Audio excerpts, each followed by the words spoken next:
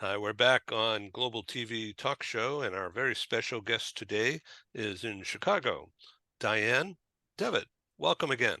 Hi, good to be back, Ed. Thank you. So, full disclosure, Dianne Devitt has been a media coach to me for almost 4 years, on and off, on how to be more camera ready and to be ready.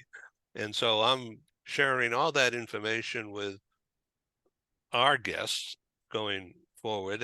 But I have to tell you that we've recently crossed the threshold of 800 productions since launching this product, Global TV Talk Show, in early March of 2020 as a direct result of the pandemic and COVID shutting down my live conference meetings business as a revenue source. And so I started to shift my contacts and find new contacts around the world to come on Global TV Talk Show, to learn how to be more camera ready, to think about executive presence in front of a camera, and dealing on difficult topics. And basically, that's what we're going to be talking about today with Dianne. So, Dianne is an NYU professor of guess what? Media and communications. And her primary business has been and remains meetings, professional meetings, top shelf, big time. And so the topic today is not about meetings.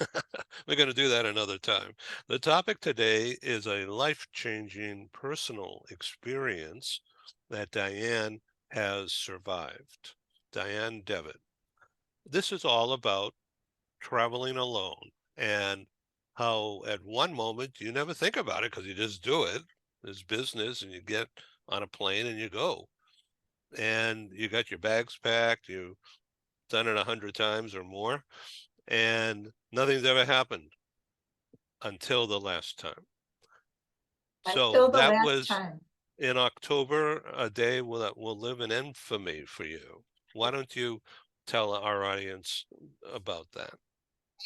Thank you, Ed. Yes, and hospitality is sort of the broader range with meetings and events too. But on that topic, I was determined, and I'll share this because the audience, we're all business people, we're all working, we all push ourselves mentally, and sometimes we forget about what's happening physically. Our brains are in such overdrive sometimes. And I was determined to attend a huge industry, hospitality meetings, events, industry event that's held in Las Vegas every year. So I said, I'm going. But the week prior to this event, again, life happens, and life happens to all of us. We buried my mother-in-law. We had a family wedding. It was one extreme emotion to another, one thing back to back. And I knew I was pushing myself. And as I phrase it, I knew my batteries were low. We all know when our batteries are low, but I was determined to go anyway. And I went to the show, which is huge, like 2 football fields big. Wasn't myself, got through the day, canceled my dinner plans, which you all know those coveted dinner plans that you wait for. I canceled it. It was not even a question. And I just, and I curtailed my trip.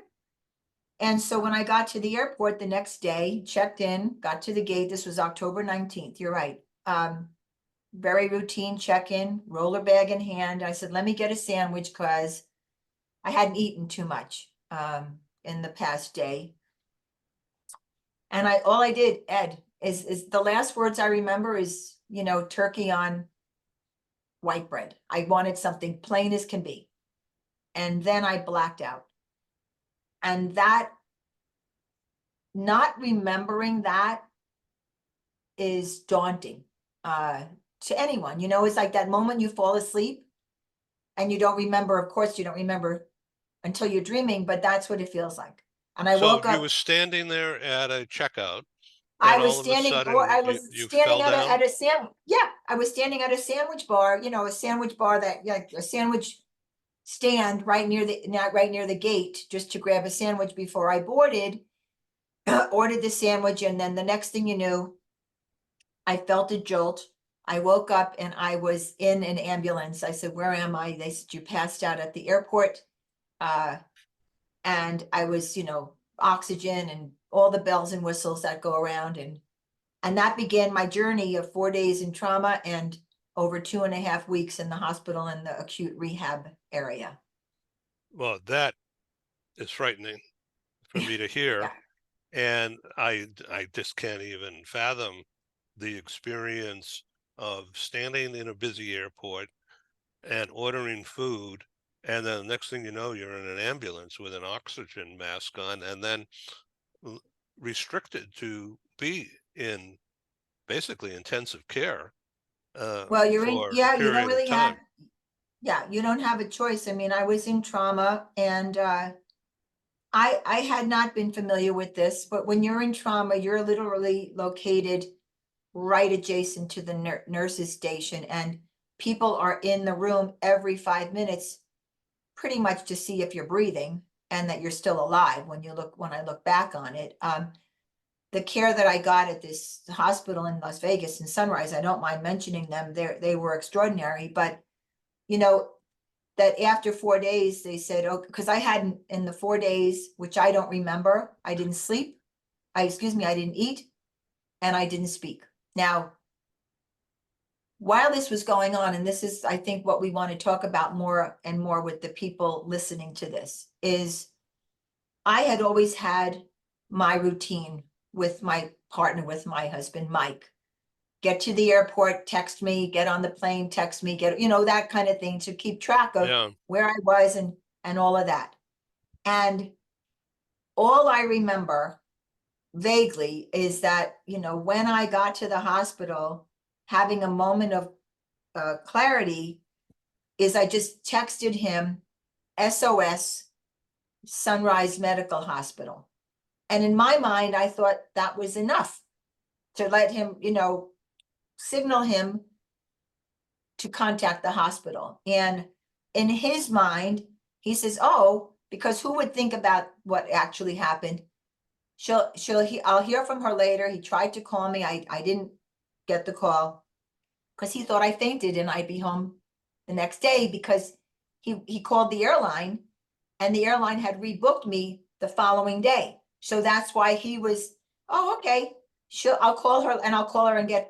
And so it wasn't until at one point in trauma, that later that night or the next morning, I can't, is that when the doctor came in, I said to the doctor, "Let me get Mike on the phone, so he can hear the diagnosis." And that's when he realized the severity of the situation. So that was what happened. But I want to just back up a moment, because this is what is a key point. I think, along with others that I'd like to remind everybody, is in the ambulance and when I first arrived in the hospital, excuse me, the nurses said, "What is an emergency contact phone number for you?" And I remembered only half of Mike's number at that point. I know it, but I couldn't because you're remember all jumbled up, right? you're all jumbled, right? And so the nurse read me the riot act pretty much and said, "You must memorize one key phone number, one, that if you're aware enough." So that was just sort of my first wake up call of, geez, how many times have I traveled alone? Do I keep a business card in my suitcase with Mike's emergency number on it? Yes, I do. Do I carry one in my wallet? Yes, I do. Which I found out later on, that's how the hospital identified me, is that, and the ambulance, because they look in your wallet, obviously your ID, and they're able to get get that information out. But that just started me thinking about this whole thing that we were talking about is what, and I come from the travel, meeting, and event industry. What is the universal procedure or code or standard operation that would take place when someone passes out and is unconscious, which I was at the airport? And in my case, what I learned weeks later when I came home and I contacted the ambulance service. By the way, the ambulance team took 2 minutes to get to me, according to their timeline. The phone call came in from whoever called from the sandwich shop. It took them 2 minutes to come to my aid. And they said that bystanders broke in to attempt to break the fall. And I don't know who they are, and if they're listening. I had a bright yellow jacket on, but I owe them my life, because had my head, I did have a concussion, I did have bleeding on my brain, but if it weren't for them, I don't know if I would have been here to tell the story. So, so it was a very, very frightening thing, and it opened a lot of doors for me about how can I share this story to make people aware, so that when you travel, your children travel, your partners travel, your employees travel, that there is contact information, so yeah, so that was the initial, and then I'll tell you, so excuse me, we can all have written numbers and we can all memorize numbers. But of course, the first thing that dawned on me is years ago, I remember and I'm not here to speak about any device, any brand. I'm just going to generalize it. But I remember being taught in my contacts to have what's called ICE, in case of emergency, and have a contact name for that, have their phone number there. Now, that was years ago, before the devices, automatically locked, where facial recognition, we have to unlock our phones, all of that. And so I actually went to the store, the brand of the phone that I have, the device that I have, and I asked them what the procedure was. And again, I'm not knocking them, but they weren't 100% sure. So I've been doing a lot of research since then, and I found out, and I've been speaking about this with others, that each of the devices, and I'm just going to use the Apple phone just to share it, is in your settings, everyone, there's an emergency SOS option. And when you go into that, you can actually type a name, phone number, 2 names, 3 names, phone numbers, and you can program the phone so that when and if an emergency happens, and this is what I found fascinating, is, Ed, how when you touch the sides of the phone, typically to take a screenshot or something, if you do that 5 times, it's supposed to set off an emergency sound. Now, if I'm wrong on that, correct me, but that's what my understanding is. I don't want to try it now, I because never knew that. false. This is what this is exactly the point, Ed, is I speak to so many people who are business people on flights every week. And I ask them what their procedure is. Do they know that the phones have these settings? I don't think that we're aware of it as much as we should be. So thanks for having this show and bringing this awareness out to people, because it's important. Let's back up. So on the phone, I have an Android, but I'll go look at it. But in the settings under what? Phone?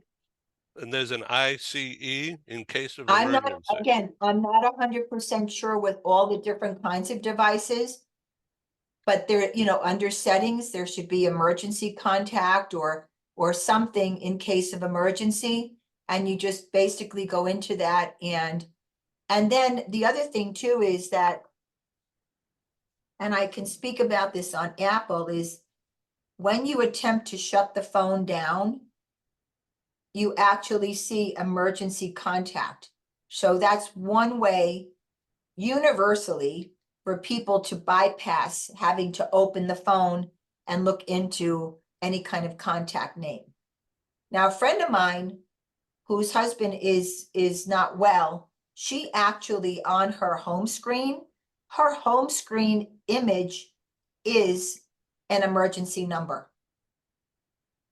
She actually uses that for the screen saver or the screen image on her phone, so that people don't even have to go in. She said, if anything happens to me, I want to have my husband's number, and vice versa, that they can call me right away. So people have set up their own backups, their own ways of tracing this, but it does make you think. And the other thing too is, which I remembered, and again, I don't have the name of the agency because it is that years ago when we were trained in the industry, meetings and travel, of traveling internationally, is what do you do internationally? When you're flying to Paris, when you're flying to Italy, when you're flying anywhere for that matter, is do you know what the protocol is if you get sick? What is the nearest hospital? Is there an American hospital? And there are agencies out there for travelers to register with. We can certainly post them on your website when I qualify exactly who they are, because there's a few of them. But again, that's for something for people to be aware of, wouldn't you think? Yeah, absolutely. Yeah, I'm making right, notes here. right. I'm writing, taking notes, making notes. You're taking note, good. Yeah. Yeah. So No, I'd be because curious. Joanne and I are going to London a month from now. I'm producing a live meeting in London. So that's a really good idea. What I'm saying is, so you have your device to populate, and I would go to, whether it's Samsung, Apple, whoever, T-Mobile, and speak to the people in the store of, if you're not sure, and I would recommend that to anybody who's not as savvy in certain areas, say it, as others. But I think that, again, make sure you have proper ID in your wallet or a card in your wallet, right by your driver's license, or that says in case of emergency, here's a phone number. So I think there's just different ways that we can prepare. But after this happened to me, I would say to people, when they say in a blink, it was in a blink that I was blacked out, lights out, lights out, lights out. No idea what happened. And the other thing too is that I was told in the ambulance report that there were a lot of packets of sugar around me, which led me to believe that maybe one of the bystanders thought I could have been a diabetic. And a diabetic, you could have you go into a diabetic coma or whatever the situation is. And so they probably tried to put sugar, feed me sugar at that time, which again, I wasn't aware of. So you want to have a health card. In the Apple device, it allows you to put your age, what medications you're on, what health issues you have. But I think if I were traveling, and again, you'll be traveling with Joanna, but who would be your contact back in the States? I don't Who's know. somebody We got that to think about that. you have to think about that? Somebody, a family member, a friend, somebody who would know who you are. Excellent You know, advice. yeah, yeah. So I think, memorizing one phone number, having business cards or just any card with emergency contact numbers in your wallet, in your suitcase, on your person, in your pocket. is simple backup, keeping in touch with a friend or a partner, a spouse, however you, a colleague you work with. Because we take so much for granted, so much for granted. Yes, and I mean, and then of course, fortunately with phones right now, there's also the tracking.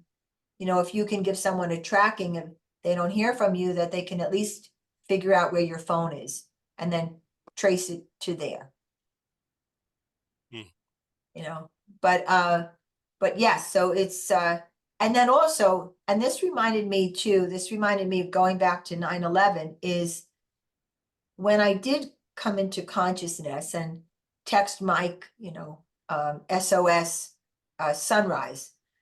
And I spoke with him about this afterwards, excuse me. I said to him, let's have a code between us that means I'm in trouble, or it's serious. Because this way he'll know and I'll know if I get that text, holy mackerel, something happened. What is it? Let me get in touch with him. So it's not so cryptic. Yes, because we don't think the worst when someone contacts us. And I was at such a disadvantage because I wasn't able to communicate. Thank God the doctor showed up when he did, and I was able to get Mike on the phone. And the other thing I have to say is, oh my gosh, I was the bed, excuse me, the bed that I was in was a new hospital bed. And some of the new hospital beds, they actually have a USB port for your phone right there, right next to your head,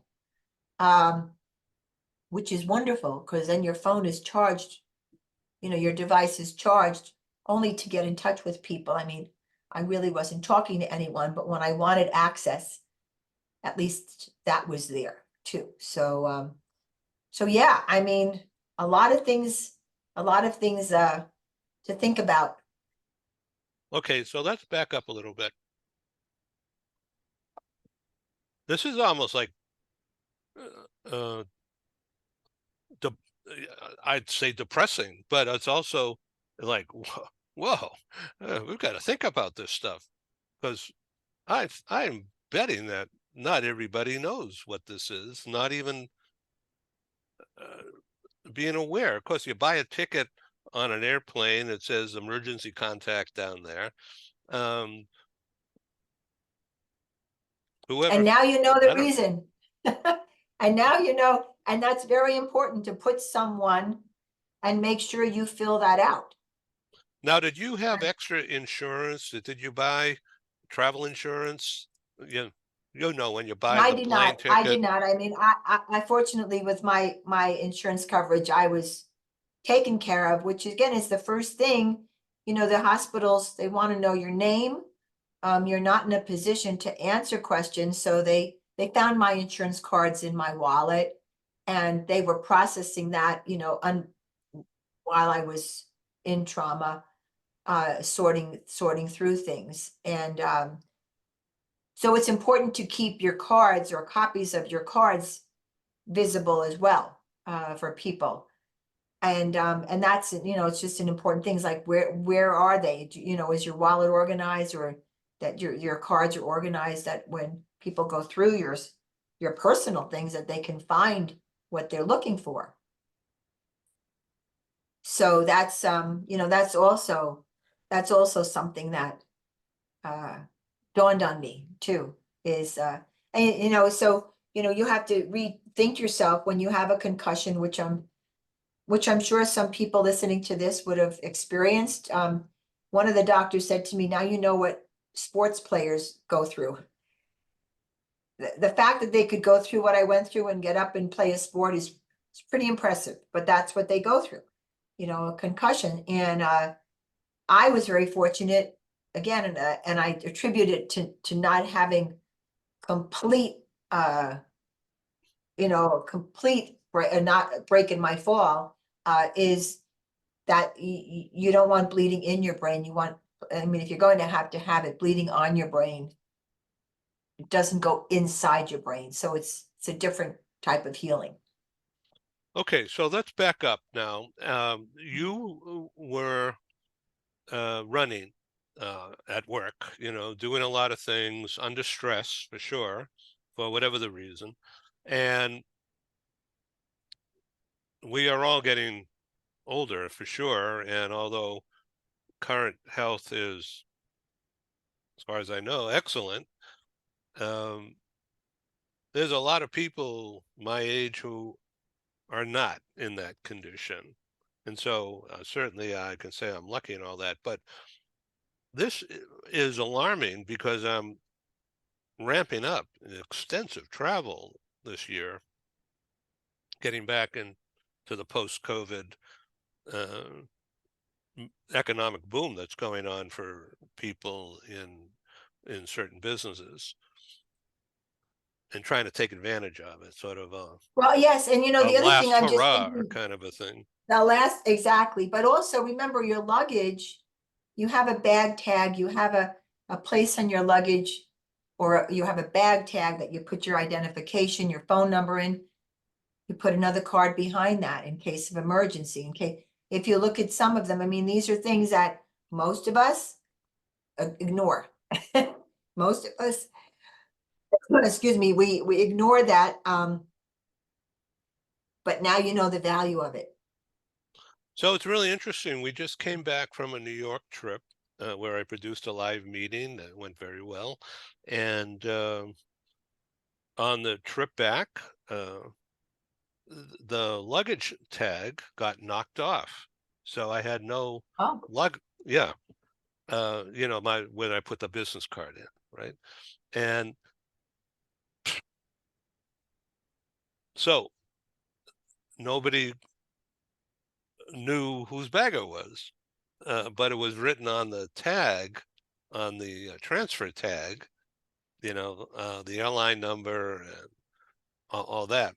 So when I went into the Delta office saying, "Where's my bag?" they they said, "Who you're traveling with? Maybe it's under that person's name," and that's exactly what it was. And then they found it.